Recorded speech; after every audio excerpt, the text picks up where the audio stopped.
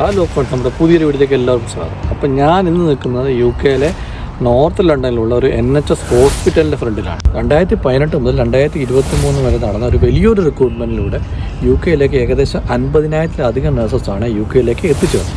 അപ്പോൾ ഈ ഒരു 50,000-ലധികം നേഴ്സസ് UK വന്നു ചേർന്നപ്പോൾ തന്നെ ഇവിടെ നിന്ന് ഓരോ മാസവും UK നിന്ന് പല കൺട്രീസിലേക്കും ബാക്കിയുള്ള കൺട്രീസിലേക്കൊക്കെ പോയിക്കൊണ്ടിരിക്കുന്ന നേഴ്സസിൻ്റെ എണ്ണം ക്രമാതീതമായി വർദ്ധിച്ചുകൊണ്ടിരിക്കുകയാണ്.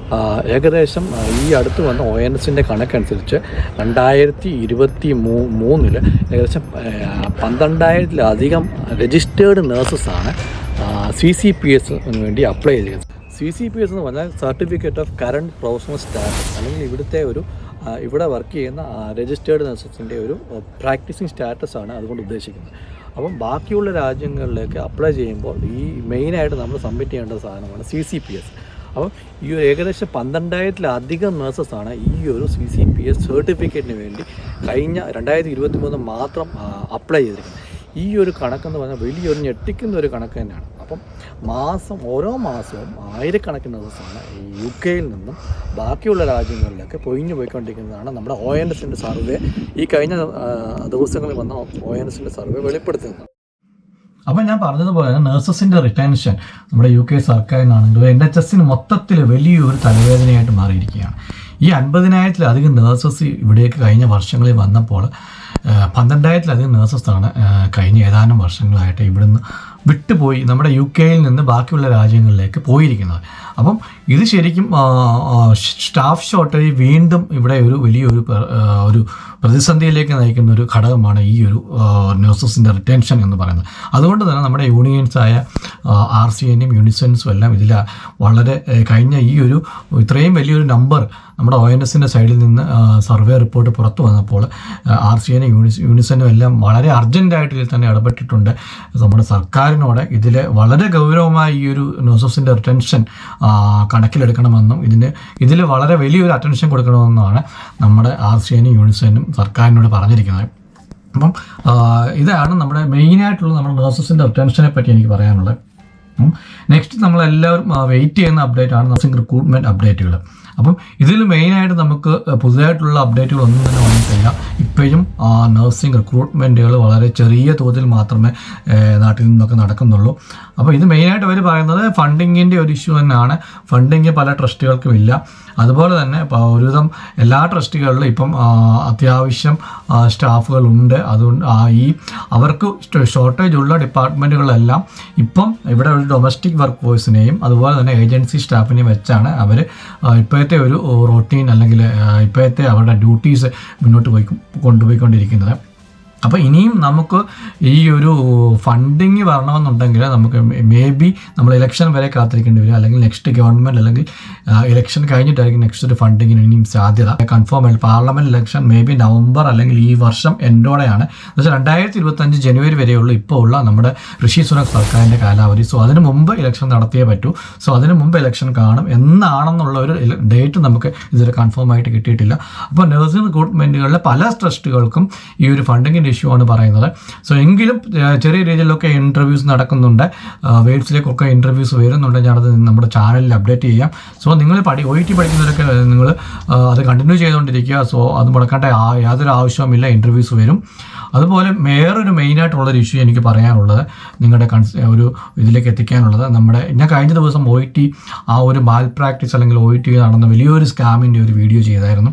അപ്പം ഞാൻ അന്ന് പറഞ്ഞായിരുന്നു ഈ OETയുടെ ഇനിയും വരുന്ന എക്സാമുകളൊക്കെ അവർ വളരെ കർശനമായ നിയന്ത്രണങ്ങൾ കൊണ്ടുവരുമെന്ന് അന്ന് ഞാൻ ആ വീഡിയോയിൽ പറഞ്ഞായിരുന്നു. അതിൻ്റെ എല്ലാം പ്രൂഫാണ് ഇപ്പോൾ കിട്ടിയിരിക്കുന്നത്. ഈ കഴിഞ്ഞ ഫെബ്രുവരി, മാർച്ച്, ഏപ്രിൽ നടന്ന OET റിസൾട്ടുകളിൽ പല വിദ്യാർത്ഥികളുടെയും പല കാൻഡിഡേറ്റിൻ്റെയും അവർക്ക് മെയിൽ വന്നിട്ടുണ്ട്. അവരുടെ OET റിസൾട്ട് വിത്ത്ഹോൾഡ് ചെയ്തിരിക്കുന്നു അല്ലെങ്കിൽ ഡിസ്ക്വാളിഫൈ ചെയ്തിരിക്കുന്നു എന്ന് പറഞ്ഞ് പല കാൻഡിഡേറ്റിനും മെയിലുകൾ റിസീവ് ആയിട്ടുണ്ട് OETയുടെ സൈഡിൽ നിന്ന്. അപ്പം ഇത് ശരിക്കും ഒരു ആക്ടിവിറ്റീസ് അല്ലെങ്കിൽ സസ്പീഷ്യസ് ആയിട്ടുള്ള ആക്ടിവിറ്റീസ് അവർ അവരുടെ ശ്രദ്ധയിൽപ്പെട്ടതിനെ തുടർന്നാണ് പറഞ്ഞ കാൻഡിഡേറ്റ്സിനൊക്കെ OIT സൈഡിൽ നിന്ന് മെയിൽ വന്നിരിക്കുന്നത്. അപ്പം ഞാൻ ആ മെയിലിൻ്റെ സ്ക്രീൻഷോട്ട് നിങ്ങൾക്ക് കാണിക്കാം. അപ്പം ഇപ്പോഴും ഈ ഒരു മാൽ പ്രാക്ടീസ് നടക്കുന്നുണ്ട്. വളരെ വലിയൊരു ഇഷ്യൂ ആണ്. ഞാൻ പറഞ്ഞായിരുന്നു 147 നഴ്സസിന് പിൻ നമ്പർ നഷ്ടമായ ഒരു വലിയൊരു ഛത്തീസ്ഗഡിൽ നടന്ന, അത് 2016 നടന്ന എപ്പോഴോ നടന്ന ഒരു എക്സാമിൻ്റെ റിസൾട്ടാണ് ഇപ്പം ഈ ഒരു വലിയൊരു പ്രശ്നം കഴിഞ്ഞ മാസങ്ങളിലൊക്കെ നടന്നത്. OITയുടെ വലിയൊരു സ്കാം NMCയുടെ അല്ലെങ്കിൽ OITയുടെ ശ്രദ്ധയിൽപ്പെട്ടതും അവർ വളരെ കർശന നിയന്ത്രണങ്ങൾ കൊണ്ടുവരുന്ന അന്ന് ഞാൻ കഴിഞ്ഞ വീഡിയോയിലും പറഞ്ഞായിരുന്നു. അതിൻ്റെ ഒരു വലിയൊരു പ്രൂഫാണ് ഇപ്പോൾ വന്നിരിക്കുന്നത്. അപ്പം ഈ കഴിഞ്ഞ ഫെബ്രുവരി, മാർച്ച്, ഏപ്രിലെല്ലാം പല വിദ്യാർത്ഥികൾക്ക് OIT എഴുതിയവർക്ക്, നിരപരാധികളായ വിദ്യാർത്ഥികൾക്ക് പോലും ഈ ഒരു മെയിൽ OITയുടെ സൈഡിൽ നിന്ന് വന്നിട്ടുണ്ട്.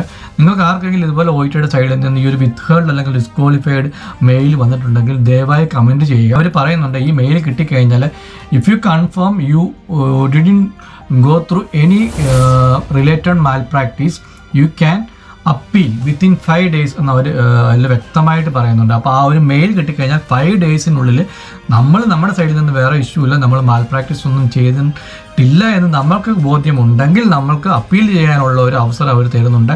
5 ദിവസങ്ങളിൽ അപ്പീൽ ചെയ്യുക. അത് അവർക്ക് പ്രശ്നങ്ങളൊന്നും ഇല്ലെങ്കിൽ അവർ നെക്സ്റ്റ് മന്ത് തന്നെ ആ ഒരു റിസൾട്ട് പബ്ലിഷ് ചെയ്യുന്നതായിരിക്കും. ഇല്ലെങ്കിൽ നമ്മൾ മാൽ പ്രാക്ടീസ് ചെയ്തിട്ടുണ്ടെങ്കിൽ പിടിക്കപ്പെടുകയും നമുക്ക് വീണ്ടും OIT എക്സാം എഴുതാനുള്ള ഒരു അവസരം പോലും നഷ്ടപ്പെടുകയും ചെയ്യും. ഇപ്പം നിങ്ങൾക്കറിയാമല്ലോ, ഇപ്പം ഇവിടെ ഈ നടന്നിരിക്കുന്ന മാൽ പ്രാക്ടീസ് 147 നഴ്സസ് ആ ഒരു ഛത്തീസ്ഗഡ് സെൻറ്ററിൽ എഴുതിയ 147 നഴ്സസിൻ്റെ പിന്ന് നഷ്ടമാകുന്ന ഒരു അവസരത്തിലാണ് അവരിപ്പോൾ പോയിക്കൊണ്ടിരിക്കുന്നത്. അവരുടെ ഓൺലൈൻ ഹിയറിങ്ങും ബാക്കിയുള്ള കാര്യങ്ങൾ പ്രോസസ്സിംഗ് എല്ലാം നടന്നുകൊണ്ടിരിക്കുകയാണ്. അവരെ ക്ലിനിക്കൽ ഡ്യൂട്ടീസ് എന്നെല്ലാം ഒഴിവാക്കിയിട്ടുണ്ട്.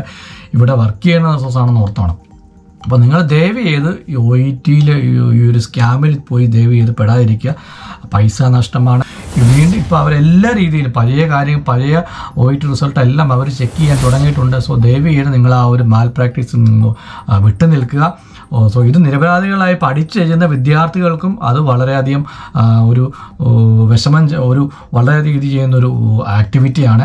സോ ദയവ് ചെയ്ത് നിങ്ങൾ ഈ മാൽ പ്രാക്ടീസിൽ നിന്ന് പരമാവധി ഒഴിഞ്ഞു നിൽക്കുക.